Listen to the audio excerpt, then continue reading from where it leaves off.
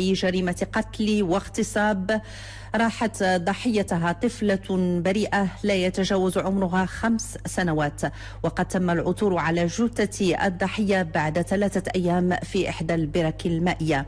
ويوم أمس جرت تحت إشراف مفوضية الشرطة عملية إعادة تمثيل هذه الجريمة الشنيعة. زكي بالقاس وعبد الفتاح الزوين. بعد تحريات عديدة ومسح ميداني لمسرح الجريمة، يقع المشتبه به في اختطاف واغتصاب الطفلة سليمة في أيدي الشرطة. المشتبه به لا يتجاوز عمره 17 سنة، حمل الطفل على دراجته الهوائية واغتصبها في مكان يبعد ب3 كيلومترات عن الحي الذي تقطن به. تم التركيز على أصحاب السوابق القضائية وعلى المحيط العائلي، وقد بالفعل تم الكشف عن الفاعل اللي بالفعل ما لا يكون إلا من أقارب الضحية.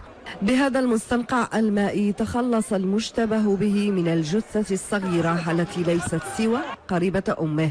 المصالح الولائية للشرطة القضائية بالقنيطرة لم تدخر جهدا للوصول إلى المشتبه به بعد تحقيقات متتالية معه.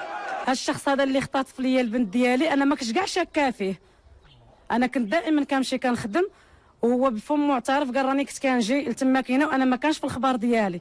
ودابا ملي تبين هذا السيد هذا قريب ليا من العائله وكل شيء، انا راني دابا مصدومه ومريضه وما جاتنيش للبال. هذه الجريمه تعتبر هي جريمه متفرده منعزله، بحيث ان المدينه لم يسبق لها في ذي قبل ان عرفت اي نوع من الاجرام، سواء بخصوص جرائم القتل أو اعتداءات من هذا القبيل.